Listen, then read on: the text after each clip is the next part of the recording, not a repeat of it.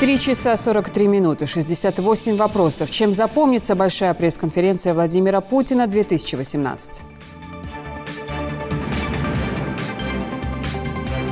Юнусбек Евкуров провел встречу с министром здравоохранения Ингушетии Марией Арапхановой.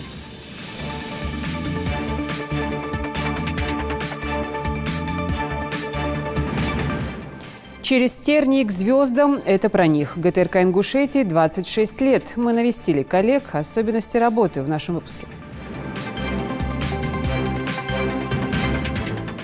Госдума приняла закон об обязательности клинических рекомендаций при оказании медпомощи.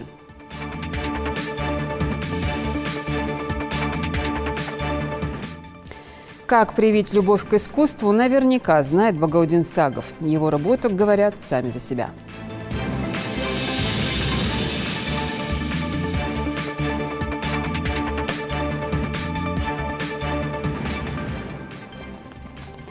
Это новости 24. Добрый вечер. Ежегодная большая пресс-конференция президента Владимира Путина традиционно считается одним из популярных форматов общения главы государства с представителями четвертой власти. Он идеален для публичных комментариев относительно позиции Кремля по тем или иным вопросам. Сегодня прошла 14-я по счету пресс-конференция лидера страны. В этом году на мероприятии в Центре международной торговли аккредитовались 1702 журналиста. За 3 часа 43 минуты прозвучало 68 вопросов. Ирина Цичуева расскажет. Большая пресс-конференция Владимира Путина собрала в одном зале более 1700 журналистов. Здесь присутствуют СМИ из России и даже стран дальнего зарубежья. До начала основного общения глава государства подвел итоги уходящего 2018 года. Так Владимир Путин отметил, что ВВП вырос на 1,7%. Рост промышленного производства России составил 2,9%. Инвестиции в основной капитал выросли на 4%. Розничная торговля и грузооборот на 6,2%. Рост реально располагаемых доходов населения в 2018 году может составить 0,5% после длительного периода снижения. Промышленное производство росло более быстрыми темпами. Если в прошлом году рост составил 2,1%, за январь-октябрь текущего года 2,9%, по итогам года прогнозируется 3%. При этом обрабатывающие отрасли производства растут чуть быстрее, 3,2%. За 3 квартала инвестиции в основной капитал составили 4,1%. Растет грузооборот и объемы розничной торговли, плюс 2,6%. Ну и повышение потребительского спроса, конечно, оно заметно. Это положительный фактор. После длительного перерыва зафиксирован и незначительный, но все-таки положительный тренд роста реальных располагаемых доходов населения. Где-то по последним данным он составит 0,5%. Ну, я надеюсь, что эта тенденция сохранится, поскольку растет реальный уровень заработной платы. За первые 10 месяцев текущего года это 7,4%, а по итогам года ожидается где-то 6,9%, около 7%. Сохраняется приемлемая для нас инфляция. Правда, вот за последнюю неделю она чуть-чуть подросла на 0,5%, и поэтому мы выйдем за ориентир Центрального банка в 4%, но будет 4,1, 4,2, может, 4 с небольшим. Сокращается безработица, что отрадно. Если в прошлом году она побила исторический минимум, была 5,2%, в этом году будет еще ниже, 4,8%. Растет профицит торгового баланса. В 2017 году, если вы помните, он составил где-то около 115 миллиардов долларов, а за 3 квартала текущего года уже 157. По итогам года ожидается 190 миллиардов долларов. Укрепляются наши финансы. Растут золотовалютные резервы на 7 с лишним процентов. В начале года они были 432 миллиарда, сейчас 464 практически. Профицит. Впервые мы имеем профицит с 2011 года. Выйдем на профицитный федеральный бюджет в районе где-то 2,1% ВВП. Ну и растет фонд национального благосостояния примерно на 22%. У нас средний годовой размер страховой пенсии по старости в 2017 году составил 13 677 рублей. По концу этого года будет 14 163. И продолжительность жизни чуть-чуть увеличилась. В 2017 году она составляла 72,7 года, в 2018 будет 72,9 года. Первый вопрос и первый ответ Владимира Путина спросили, реально ли выполнить национальные проекты, которые утверждены президентом. Недолго думая, глава государства ответил: России нужен прорыв, прыжок в новый технологический уклад. Я уже говорил об этом много раз, хочу повторить. Нам нужен прорыв.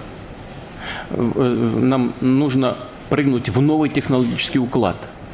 Без этого у страны нет будущего. Вот это принципиальный вопрос, мы должны это понимать. А как это сделать? Нужно концентрировать ресурсы, имеющиеся, найти их и сконцентрировать на важнейших направлениях развития. А как организовать эту работу? Просто так раздать деньги и все? Во-первых, это надо было найти. Мы занимались и формулированием задач, и поиском этих ресурсов в течение всего 2017 года. Вот и правительство, и администрация напряженно над этим работали.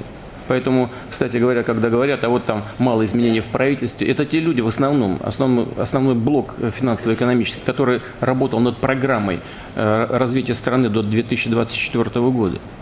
Поэтому им и отвечать за то, что они напланировали.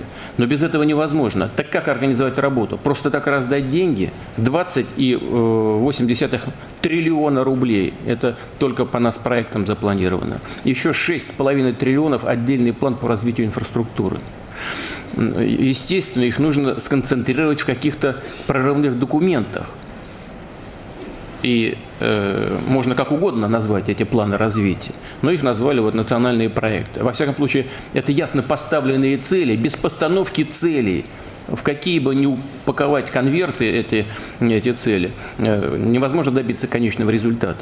Национальные проекты президента касаются самых важных направлений – здравоохранения, образования, социальной сферы. Владимир Путин отметил, что особый интерес вызывает техническое и инновационное развитие. В Ингушетии впервые открыли детский технопарк «Фанториум». Дополнительное образование поможет подрастающему поколению развивать свои самые смелые идеи. Условия технопарка позволяют в день охватить более 400 детей. Бюджет, рост цен на товары и услуги – вот следующий вопрос, который задают Владимиру Путину. У нас впервые, как я уже сказал, вот во вступительном слове с 2011 года профицитный бюджет 2,1%. Но и это хорошо. Но мы не должны забывать, что мы как нефтедобывающая страна и страна, которая имеет основные доходы от продажи нефти и газа, значит, у нас есть еще и так называемый ненефтегазовый дефицит. То есть это вот то, что получается страной от продаж нефти и газа. И напомню, что в 2009 году он составлял, по-моему, в районе 13%. Это очень много. В начале 2000-х он был где-то 3%, а потом в результате кризиса экономического, мирового, хочу подчеркнуть, мы вынуждены были тратить нефтедоллары для того, чтобы исполнить свои социальные обязательства перед людьми, выдержать планы строительства вооруженных сил, и тратили нефтедоллары. И у нас нефтегазовый дефицит вырос до двузначной величины, по-моему, почти 13%. И это очень серьезно для нашей экономики. Вот сейчас мы его сократили до 6,6%. А в следующем году он должен быть уже 6% и так держаться в течение нескольких лет. Это очень важный показатель устойчивости экономики Российской Федерации. Говоря о повышении цены ЖКХ, Владимир Путин ответил, что общий рост тарифов не должен превысить 4%. Тарифы будут расти поэтапно. И начнется этот процесс с 1 июля. В соответствии с постановлением правительства Российской Федерации, с 1 января, как и по всей территории Российской Федерации, произойдет индексация тарифов на коммунальные услуги для населения. Индексация произойдет в 2 этапа. Рост с 1 июля, рост с 1 января 2019 года произойдет на уровне 1,7%. Это связано с повышением ставки налога на НДС. И с 1 июля дополнительно к январю 2019 года произойдет вторая индексация в размере 3,3%. Это плановый рост. Он происходит ежедневно в соответствии с постановлением правительства Российской Федерации. По каждому субъекту доводится свой индекс. Именно по Республике Ингушетия индекс роста совокупной платы граждан, как я уже ранее озвучил, составляет с 1 января в размере 1,7% и с 1 июля в размере 3,3%. Что означает совокупные платежи граждан, я хотел бы разъяснить. Это все услуги, взятые вместе. Это электроводоснабжение, газоснабжение, водоотведение и теплоснабжение. Вот средняя семья, если за все эти услуги, для примера приведу, платила за этот год, скажем образно, 1000 рублей, то при росте 3,3% эта сумма не должна превышать 1033 рубля. Владимир Путин также отметил, что пакет законопроектов, по которым самозанятые граждане и индивидуальные предприниматели, не нанимающие работников по трудовым договорам, будут платить специальный налог. Соответствующие документы были опубликованы на официальном портале правовой информации. Изменений было достаточно много и в 2018, и также будут они в текущем, грядущем 2019. Основные существенные изменения – это увеличение ставки по налогу на добавленную стоимость с 18 до 20%. Ну, соответственно, поменяется расчетная ставка, применяемая с авансов, с 18 на 118 до 20 до 120 соотношений процентов. Изменения внесены 303-м федеральным законом от 3 августа 2018 года. Это не единственное изменение по данному налогу. Также 335-м федеральным законом от 27 ноября текущего года внесены изменения касаемо налогоплательщиков, применяющих единый сельскохозяйственный налог, уплачивающих единый сельскохозяйственный налог.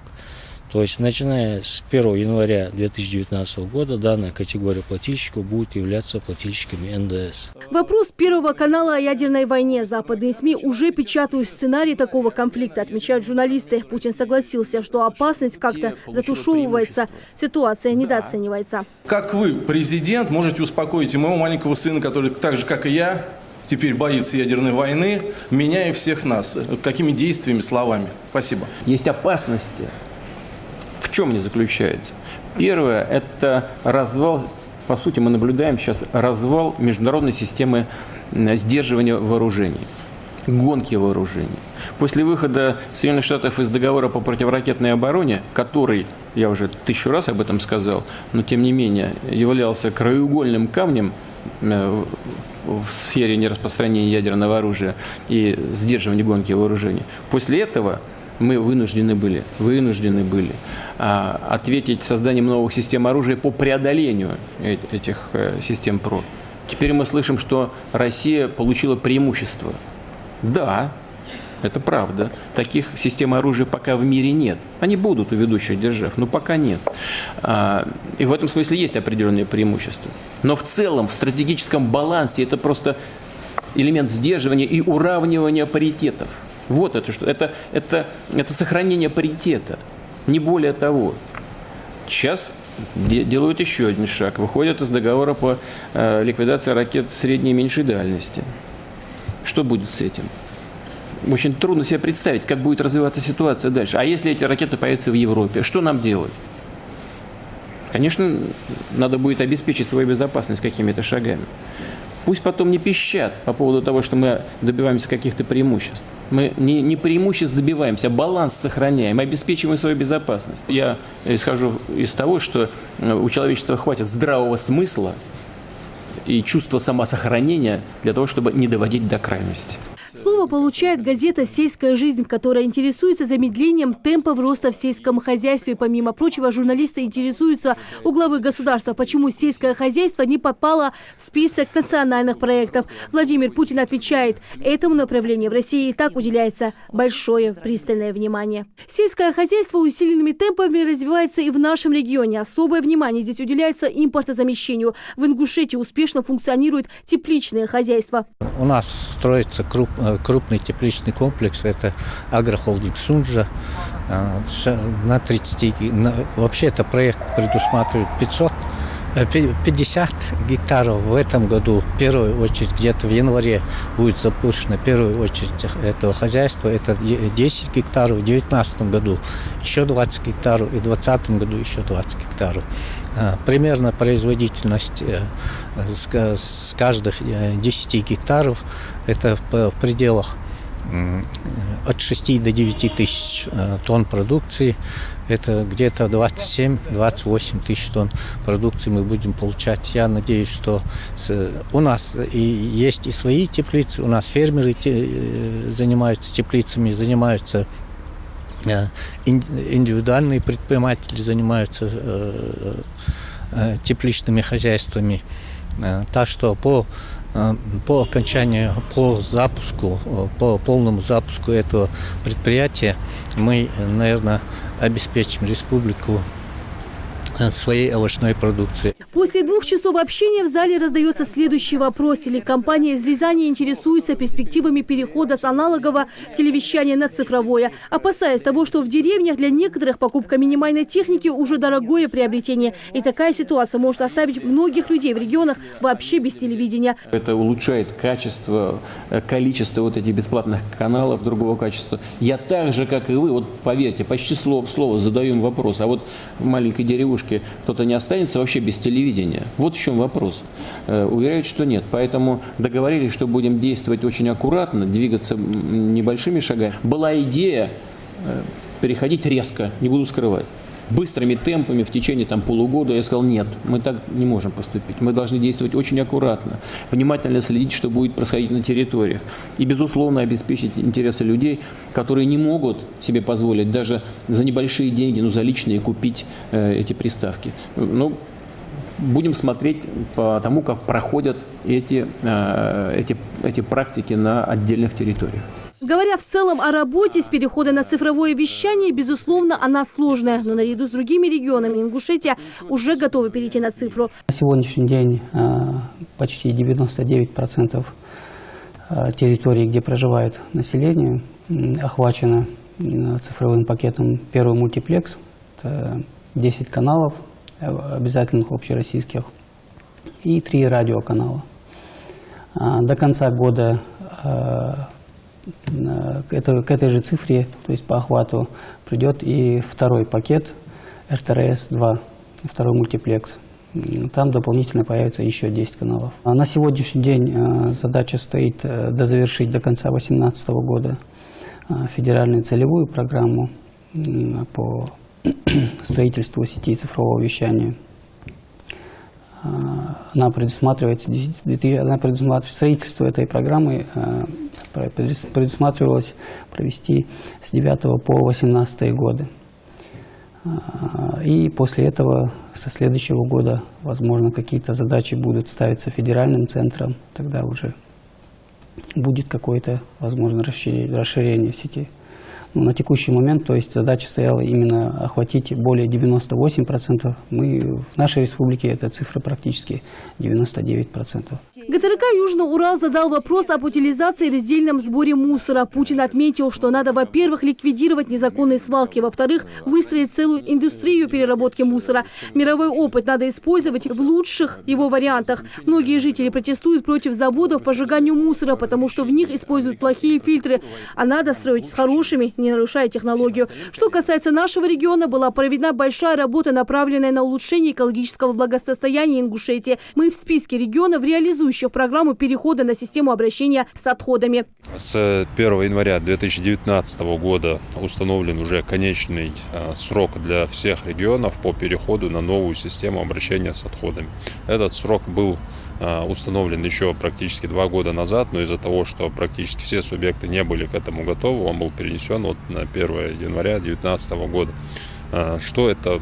Основные такие новые положения этого законодательства. Самое главное здесь это то, что вот вся эта отрасль, она как бы переходит в руки частных компаний в виде региональных операторов. Система региональных операторов запускается.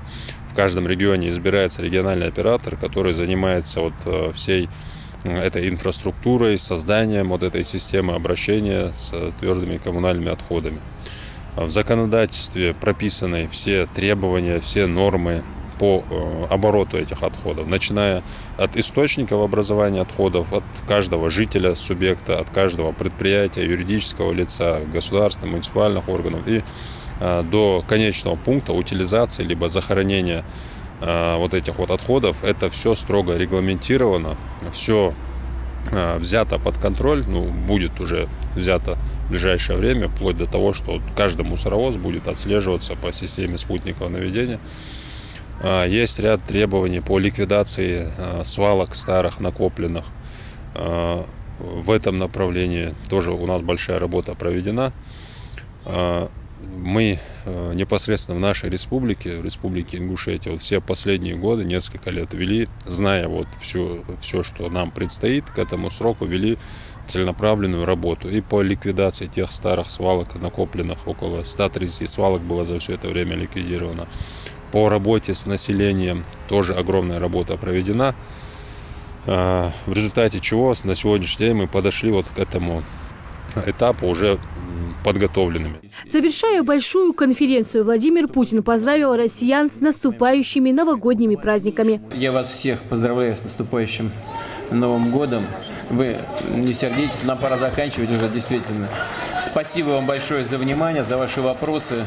Я искренне желаю вам всего самого хорошего. Спасибо большое. Почти 4 часа глава государства отвечал на самые важные и актуальные вопросы журналистов и заверил, что Россия и дальше будет идти по пути мира и созидания. Рина Сычуева, Новости 24.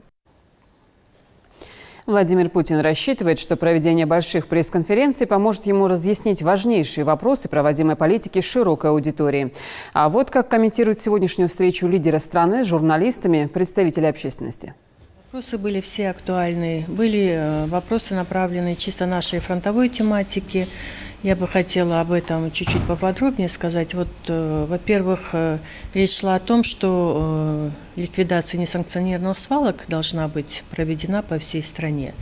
Но, опять-таки, президент отметил, что мы как-то не имеем такого опыта грандиозного переработки мусора, да, и поэтому вот в нацпроекте отмечено, к 2024 году должно быть более 200 заводов мусороперерабатывающих построено, то есть это большие, колоссальные даже вложения финансовые.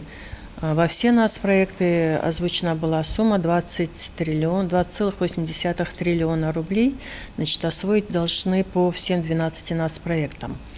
И вот строительство этих заводов, оно будет приводить к тому, что будут конкретные места, куда будут вывозиться эти все отходы, и будет цивилизованно, правильно проводиться эта переработка.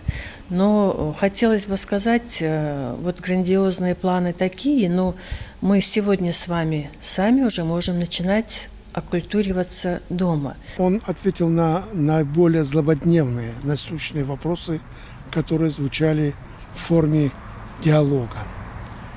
И эта пресс-конференция еще раз показала, что Россия, как выразился президент, образа, сравнивая нашу страну с игрой в футбол, что мы должны выйти в другую, более высокую лигу. Эта лига связана с совершенствованием наших экономических оснований нашей экономики.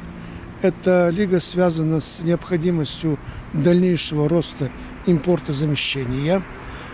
И было подчеркнуто, что очень важно, как и на предыдущей пресс-конференции прошлогодней, он в этом году сказал о том, что импортозамещение не ослабило Россию, наоборот, мы укрепили свою экономику за счет собственного производства. Укрепляем. И есть инфляция, конечно, в экономике, но все-таки вот эта стабилизация экономики и дальнейшее развитие экономики является основной задачей. Эта стабилизация уже имеет место. Я думаю, что в ближайшее время мы уверенно уже будем идти вперед по намеченному пути с твердой, с развивающейся экономикой, с развивающимися отраслями производства. Значительное внимание было уделено внешнеполитическим факторам. Это событие, которое происходит сегодня на Украине или в Украине, взаимоотношения с Западом, с иностранными государствами. В прошлом году прозвучала мысль о том, что Россия никогда не будет вассалом, чьим-то вассалом на мировой арене. В этом году эта мысль, такие слова не были повторены, но эта мысль прозвучала тоже. Было видно, что Россия уже идет как самодостаточное, самостоятельное, развитое, державное государство. И поэтому наши сегодняшние вооруженные силы, наше сегодня экономическое состояние свидетельствует о том, что Россия занимает ведущее место в мире, вот в мировом сообществе по различным направлениям. Ну и, конечно же, очень важно для меня, как для юриста, имело значение мысли о том, или слова о том, что президент подчеркнул, что Конституцию должны соблюдать все. Конституцию Российской Федерации. Когда ему задали вопрос относительно того, как если придет к власти, например, в отдельных регионах коммунисты или иные, не представители партии власти, он сказал, что он готов сотрудничать с любым и помогать любому, кто будет соблюдать Конституцию и действующие законодательство. То есть просто нужно быть порядочным человеком.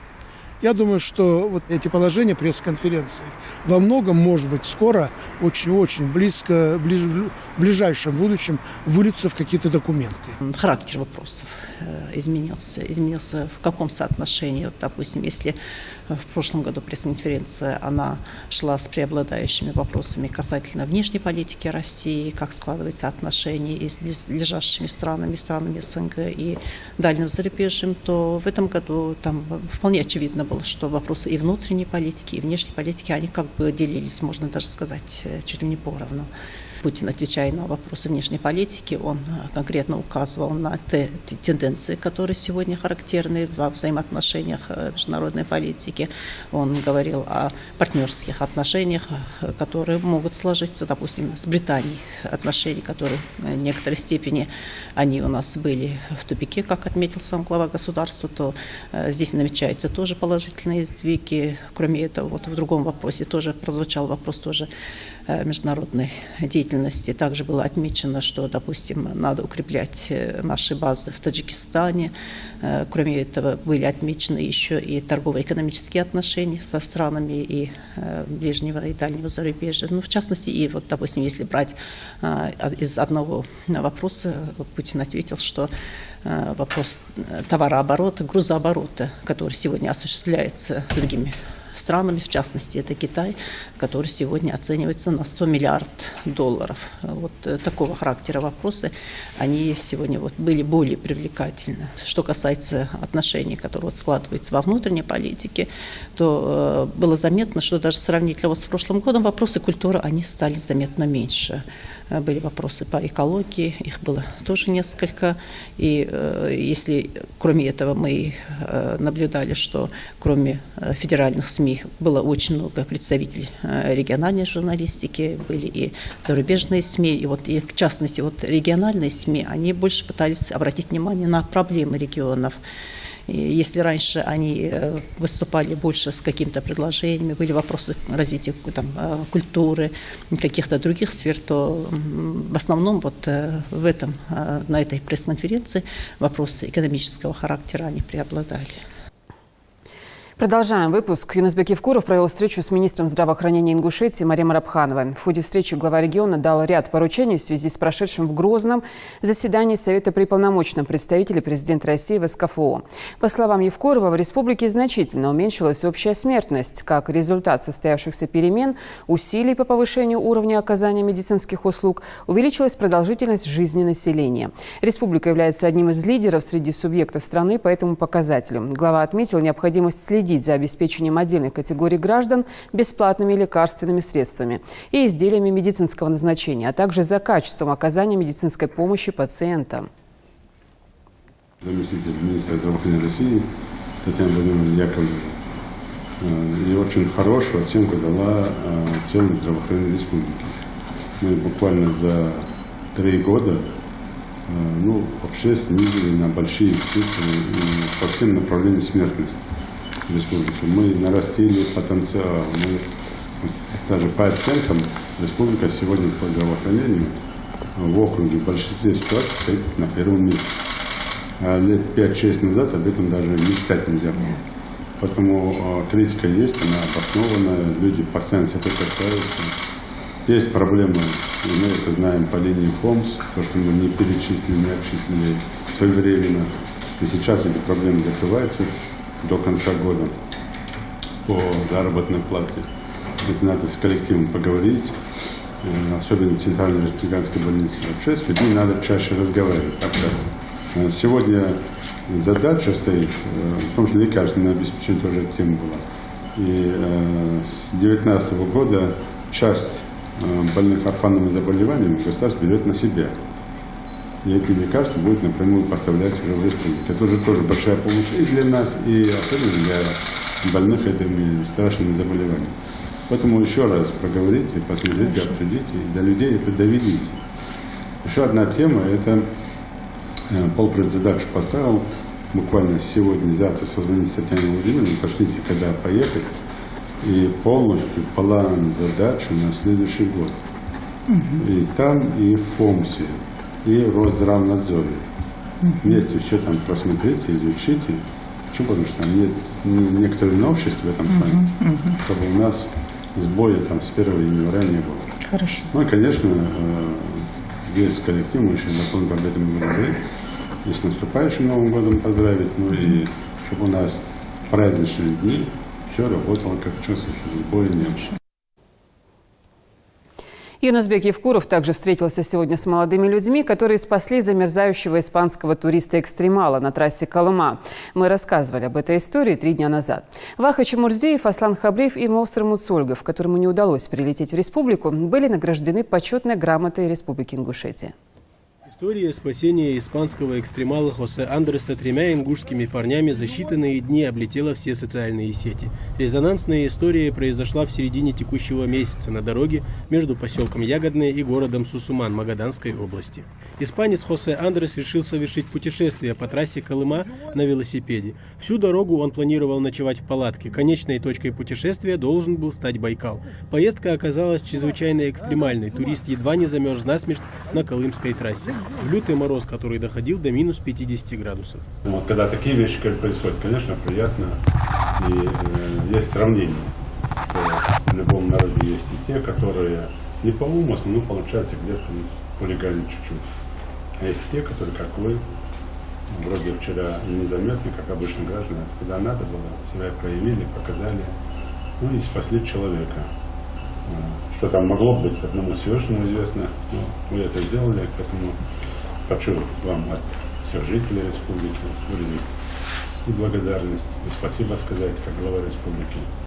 Помощь путешественнику оказали Ваха Чемурзиев, Моусар Муцольгов, Аслан Хабриев. Встретив впервые Хосе Андреса по дороге из Сусумана в Магадан, они тщетно пытались отговорить путешественника продолжать такой опасный путь. Через несколько дней на обратном пути, после продолжительных поисков, молодые люди нашли Хосе Андреса на Бурхалинском перевале в тонкой палатке. Он турист-экстремал. У него какой-то чат там есть, и он сидит в этом чате, короче. И вот эта дорога Колыма, у них на первом месте эта дорога, чтобы походить эту дорогу. На велике. И вышел Аслан, я начал снимать. И вот в этот момент, пока мы там секунду буквально пошли, и там зашевелилось, короче. Но он проснулся, походу. не до конца мозга. Когда человек замерзает, он на сон тянет его. И мы уже поняли, что он там, что он уже живой, в принципе. И давай, ты же подходил, ты что, сумасшедший, короче, куда ты едешь? А он, глаза такие из орбит вышли. И в слезах были, не знаю, или он плакал, или от мороза. От мороза. Да, в слезах были глаза. И он такой головой, с ума поехали. Но он уже со спалки вылез. Рука, во сне у него печатка слезла с правой руки. И он себе руку отморозил. Шарики были вот везде, а вот именно пальцы черные были. Мы его к себе в квартиру забрали, постелили, накормили, уложили, ключ отдали ему, чтобы ему чуть посвободнее себя чувствовал. И договорились, утром мы проедем. Это четверг было, на четверг на пятницу ночь. Мы в пятницу в мечеть, и с мечети уже поехали туда. Но утром, когда мы проснулись, я уже знал, что это все знают, потому что у меня в телефоне все соцсети, WhatsApp, Instagram, они красные горели, там по 100 этим стоял. Сначала не помню, что это, но потом, когда включил. А потом мы на автобусе в Магадан отправили. Мы ему объяснили, если в Магадане помощь не нужна будет, послали номер, там встретимся. С билетами проблема была, поэтому он приехал позавчера или вчера только в Москву. История там закончилась. Сами же участники события себя героями не считают. Они утверждают, что сделали то, что сделал бы любой человек на их месте. Все в руках Всевышнего. Может, выжил бы, может, не выжил бы. Но уж, по крайней мере, если бы вы подоспели, без руки остался бы точно. Мы, наблюдая за таким действием, конечно, должны поощрять как самих участников процесса, так и мотивацию для других. Почему? Потому что многие не задумываются, когда надо этот подвиг совершить. Поэтому здесь надо постараться, и как министр МЧС сейчас обратиться к министру МЧС России, к своему коллеге по Магаданской области, чтобы по своей линии, конечно, ребята были награждены, отмечены, чтобы подвиг касался еще более актуальным, был примером для тех, кто окажется в такой же ситуации, чтобы все понимали, что в жизни всегда есть место подвигу. Он может быть подвиг и боевой, и гражданский, неважно какой, но спасти человека, спасти чью-то жизнь, это вот когда есть такое. А что он говорит, походу, я сказал, спасибо большое. То есть сегодня кого поставить в пример. Подвиг магаданских спасателей был оценен не только на словах, но и на деле. За проявленное мужество Ваха Чемурзиев, Аслан Хабриев и Моусар Муцольгов, которому не удалось прилететь в республику, были награждены почетной грамотой Республики Ингушетия и ценными подарками. Ну а экстремал Хосе Андерс уже находится на пути домой. В среду он вылетел из магаданского аэропорта в Мадрид. Тамерлан Хамхоев, Новости 24. Сегодня в свой профессиональный праздник, День работника органов безопасности, отмечают люди, которые ежедневно решают задачи, связанные с обеспечением государственной безопасности. Национальная безопасность – это защищенность жизненно важных интересов граждан, общества и государства, а также национальных ценностей и образа жизни от широкого спектра внешних и внутренних угроз. В эпоху существования СССР этот праздник был хорошо известен как День чекиста. История его установления берет начало 20 декабря 1917 года. Именно тогда была образована Всероссийская чрезвычайная комиссия. По традиции, этот профессиональный праздник работников органов безопасности отмечается на государственном уровне. Проходят различные торжественные мероприятия, чествование ветеранов, награждение отличившихся сотрудников.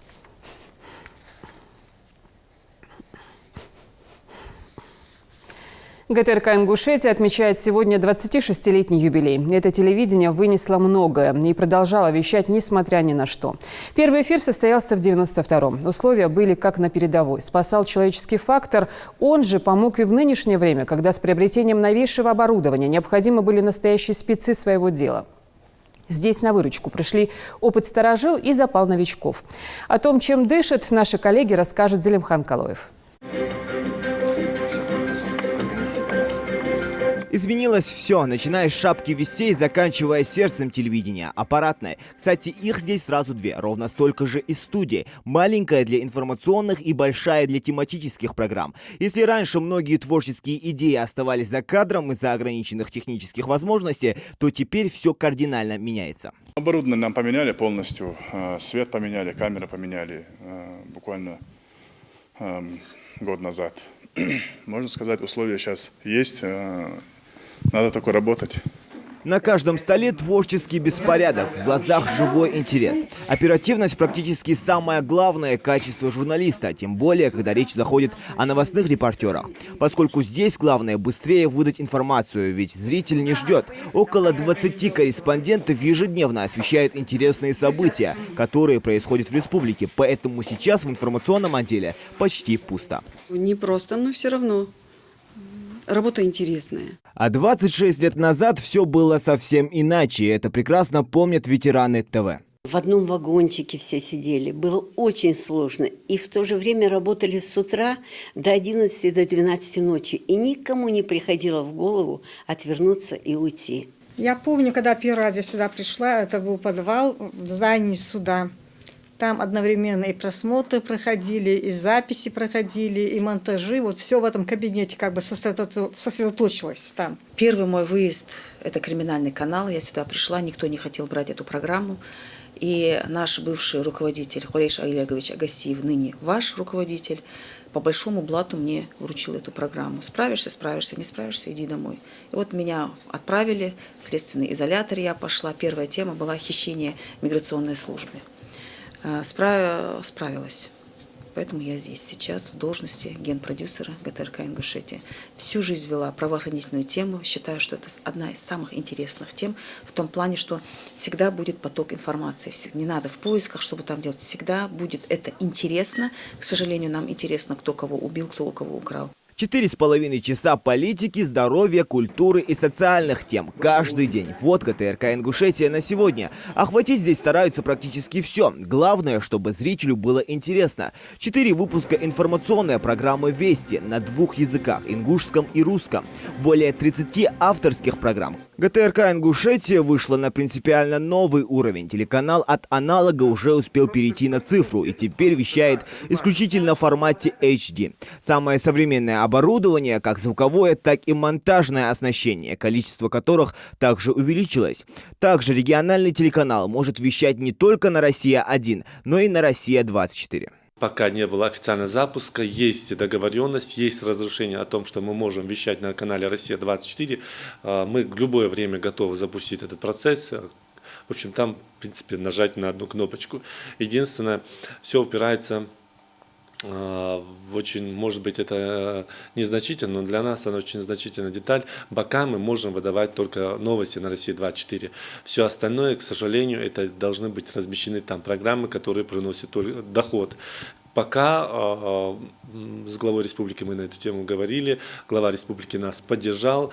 В принципиально новом формате вещает и радио Ингушетия, где также запущено новое оборудование. И поэтому телевидение буквально перерождается. Словом, ГТРК Ингушетия почти ровесница республики. Разница всего в полгода. Каждый день они старались осветить весь путь ее становления и развития. А первые работники канала навсегда вошли в историю. Зелимхан Калоев, Адам Далаков, Новости 24. Древняя, гордая и гостеприимная страна Закавказья, расположенная между восточным побережьем Черного моря и Большим Кавказским хребтом – Грузия. Ее относят и к Ближнему Востоку, и к Передней Азии, а иногда и к современной Европе. Эту страну всегда любили туристы. За радушие местных жителей, величественную красоту древних горных храмов, душевную музыку, удивительную вкусную кухню и, конечно же, легендарные напитки. И кто, как не грузины, способны по достоинству оценить колорит и менталитет ингушей. Наш коллега, корреспондент ГТРК Ингушетии Ибрагим Цароев подробно расскажет о выставке «Край башен и легенд». Ежегодно поток туристов из Ингушетии в Грузию увеличивается. Они везут в эту страну свои деньги и в каждом сердце любовь к башням. На этот раз привезли сами башни, но не тех самых каменных исполинов, а их лучшие портреты. Открывали нас в Грузии в сквере имени Лиселидзе на улице КТ Абхазии. Первый день официального экспорта культуры и достопримечательностей Ингушетии выдался солнечным и теплым. На экспорт были заготовлены и фотовыставка, и блюда национальной кухни, и танцы. Обнаружилось, что старшие поколения грузин, заставшие тот самый период, когда два наших народа проживали в одной стране, с ингушами знакомы, а молодежь не совсем. Но были и исключения. Я знаю, что характер у нас похож. Грузины и ингуши очень эмоциональные. Я знаю, что вы были христианцы. По вкусу пришлись и наша архитектура, и наши танцы, и блюда национальной кухни, и не только грузинам. Улица Катай-Абхазии соединяет две главные площади Тбилиси – Свободы и Майдане, и, соответственно, имеет наибольший турпоток. Изначально Комтуризма как раз и рассчитывал выставку и на хозяев, и на гостей Саакартвела. На сегодняшний день Грузия является на Кавказе точкой притяжения иностранцев всего мира, можно сказать. И поэтому была такая идея, чтобы показать красоты, наши красоты не только жителям Грузии, а и иностранным туристам. Во второй основной и официальный день Ингушетию все желающие могли увидеть, услышать и попробовать на вкус также в центре Тбилиси на улице имени Галактиони Табидзе. Центр культурных связей народов, проживающих на Кавказе, впервые принимал мероприятия, полностью посвященные нашей малой родине. И происходило это в особенный для Грузии день. В Грузии это считается День судьбы. Так что мы очень рады, что у нас вот такие хорошие гости приехали издалека, сделали такое хорошее мероприятие. Фотовыставка просто очень хорошая, дает информацию не только с ландшафта или памятники культуры, но это дает большую информацию грузинам, что происходит в Ингушетии, который не так уж за горами, кстати. Интерес к Ингушетии и ингушам был такой, что нам то и дело приходилось помогать сотрудникам Комтуризма, выступая экскурсоводами. Здесь и обнаружилось, что наибольший интерес у посетителей вызывают те, кто эти башни строил и в них веками проживал, носил эти наряды, готовил эти блюда. Я бы на первом месте ставлю это все-таки наши отношения, которые веками сложились на Кавказе, братские отношения очень много нас связывает. В процессе общения нашлось и много общего, и выяснилось, что нам есть чему друг у друга поучиться. В былые времена взаимопроникновение культур происходило в большей степени и по факту отсутствия официальных границ. Теперь необходимо напоминать молодежи о связи сыновей и дочерей Большого Кавказа в таком вот формате. Напоминать и пробуждать то, что хранится в генах. Ближе к танцу, потому что это движение, это кровь кипит, это все вот это, ты чувствуешь это все. Но когда я посмотрела на эти башни, у меня это ассоциируется с какой-то недотронутостью, с каким-то очень чистотой. Экспорт состоялся во многом благодаря Нино Андреасовой. Она оповещала о выставке, она договаривалась о предоставлении площадок.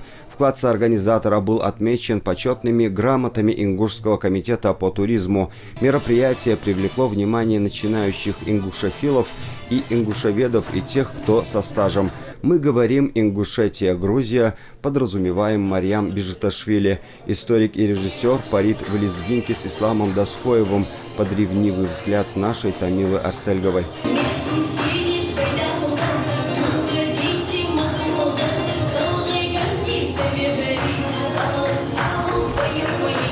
Значительный процент посетителей выставки «Край башен и легенд» – студенты и кавказоведы. Высшее образование в Тбилисском госуниверситете получает и наша Мария Халухаева. Девушка отмечает интерес к нашей культуре и признается, что временами ей приходится стоять за кафедрой в статусе лектора и проводника всего ингушского. Когда я презентую именно природу и культуру ингушей, то они с трепетом слушают, и, конечно, накапливается большое количество вопросов по окончанию. И бывает, на самом деле, мне это импонирует, когда мне задают вопросы, и когда человек действительно слушает меня. То есть мне было всегда интересно представлять ингушский народ. В этот день на улицу Галактиони Табидзе пришли и носители, представленные в Кавказском доме культуры. Те ингуши, которые на постоянной основе проживают в Саакартвело.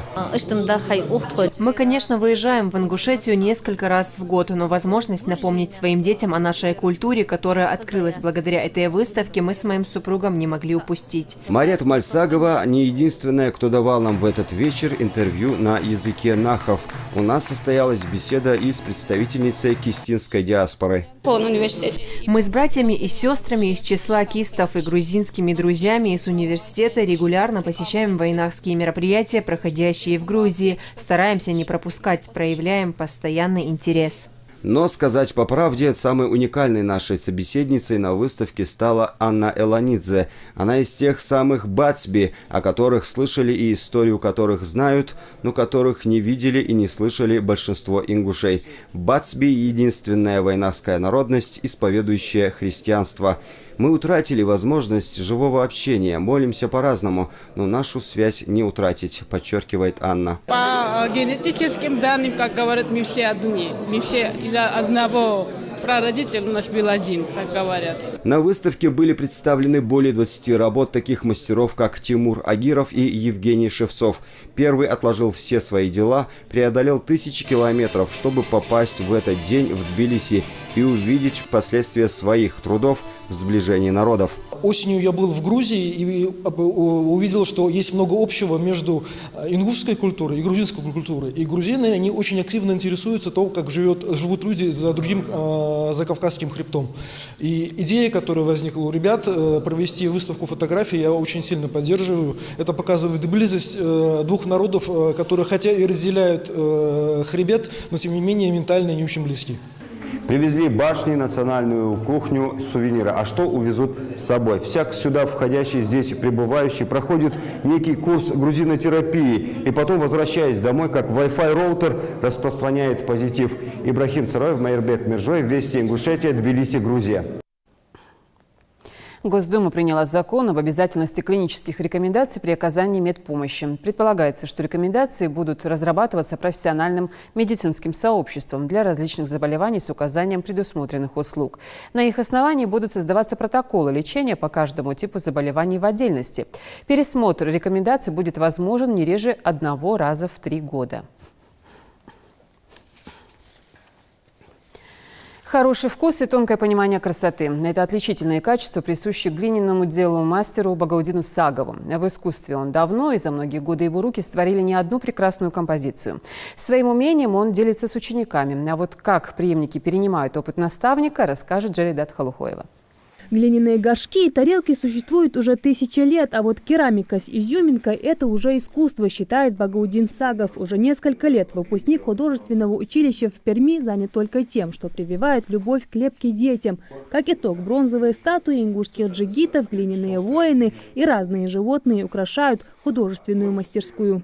Это уже взрослые дети, вот это, некоторые вот эти работы. А поменьше, вот попроще, это младшие дети. Приходят сейчас и взрослые, даже учителя, молодые учителя, которым по 25, по 26, по 27 лет. Они здесь занимаются, их я обучаю в начальных азах. Но это для них как хобби, их хобби.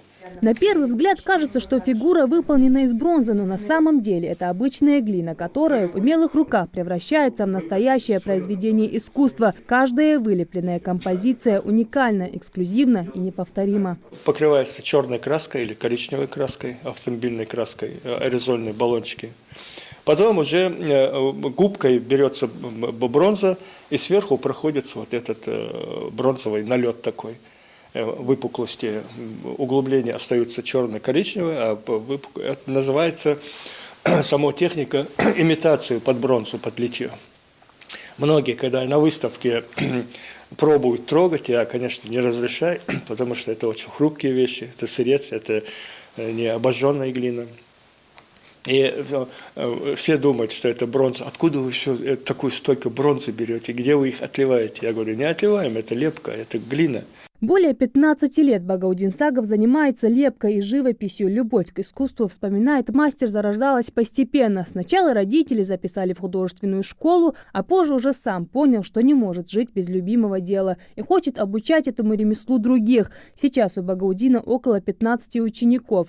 Все, что есть в этой мастерской, сделано их руками. Однако в этой студии нет ни одной его работы. О них мастер рассказывать не любит. Считает скромность главное украшение художника. Для меня удовлетворение, радость – это когда я даю знания, и я вижу результат своих уроков через детей. Когда мне не приходится в каждом уроке повторять элементарные вещи. Это.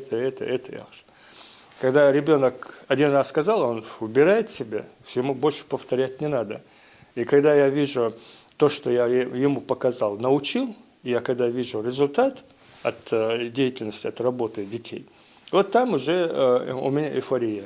На лепку одной фигуры в зависимости от сложности работы в среднем уходит больше недели. Многое тут зависит от качества глины. Чем больше жирности в ней, тем меньше она трескается. Поэтому для своих работ Багаудин Сагов привозит глину из селения Галашки. Особая гордость художника – картины, нарисованные его учениками. Ими завешаны все стены в студии. Багаудин считает, что портрет – самый сложный жанр в искусстве, поэтому его подопечные относятся к своим будущим рисункам с особой ответственностью. Я буду рисовать цаплю.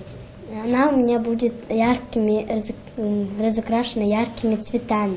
Я буду использовать голубой цвет для моря. А для дерева буду использовать светло-коричневый цвет. А вот Самира Галаева сейчас трудится над очередной картиной. Она мастерски рисует птиц и бабочек. Правда, не все рисунки у нее получаются удачно. Художница мечтает нарисовать свои любимые цветы – Анютины глазки. Я его видел у бабушки в деревне. У них много там. Изысканная посуда, предметы интерьера или простая поделка – все это можно сделать своими руками из глины, накопанной на садовом участке. Главное помнить, материал этот настолько податлив, что сразу повторит все допущенные мастером ошибки. Поэтому здесь необходима твердость рук и опыт. Научить и передать умение считает своей главной задачей и Багаудин. И когда-нибудь, надеется, художник, его ученики своими работами прославят Ингушетию на весь мир. Жарадат Хулухоева, Адам Далаков, Новости 24. Ингушские армрестлеры готовятся к первенству России. Штанга, поднятие гири только после борьба на руках. Благодаря этой выверенной тактике спортсменам уже удалось достичь хороших результатов. О том, как Федерация Ингушетии выступила на всероссийском турнире по армрестлингу «Кубок дружбы Калмыкии», расскажет Амина Бокова. Рука к руке, глаза в глаза. Никаких спортивных снарядов, только ты и противник.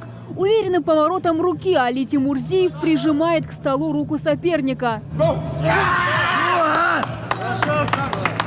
И становится золотым призером и мастером спорта России. На всероссийский турнир по армрестлингу «Кубок дружбы Калмыкии» Федерация Ингушетии приехала полным составом и привезла внушительные награды. 2 золота, 2 серебра и 2 звания мастера спорта, обойдя тем самым 200 спортсменов из более чем 20 регионов страны. Сегодня уже в родном спортзале в Магасе ребята готовятся к первенству России. Разминку начинают на снарядах, штанга, поднятие гирь. И только после борьба на руках.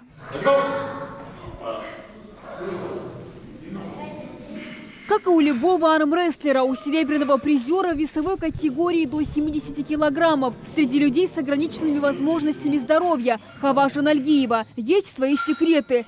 Я использую в большинстве случаев, называется, верх можно назвать экранатором. Мы когда боремся, выравнивают нам руки, дают старт, я выгинаю кисть, выбиваю пальцы и дожимаю.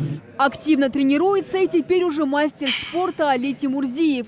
Усиленные тренировки и еще раз усиленные тренировки. Только так достигаются победы, рассказывает спортсмен. Я выступал в весовой категории 85 килограмм. Выполнил норматив мастера спорта, выиграл на обеих руках. Противники у меня были, конечно же, серьезные, но я выступал на этом турнире 2 года назад, мне было тяжело. Но сейчас я хорошенько подготовился, и сейчас было намного легче, без проблем прошел. В день на железках минимум 3 часа, потом плюс еще отработка полчаса соперником. И так в неделю 3 раза, может иногда 4 раза, по состоянию организма. Так и мы полностью 100% выкладываемся на тренировку. Борьба на руках, пожалуй, один из древнейших способов помериться силами. В нашу республику этот вид спорта пришел сравнительно недавно, но мы уже можем гордиться своими чемпионами. Вице-президент Федерации армрестлинга Ибрагим Тимурзиев, обладатель золотой медали первенства России 2014 года и серебряный призер чемпионата мира в Вильнюсе. Сегодня он помогает уже другим начинающим спортсменам. С моей точки зрения, я могу сказать, что наши ребята на этом турнире выступили очень хорошо. 2 золота, 2 серебро, и 2 выполнили норматив мастера спорта.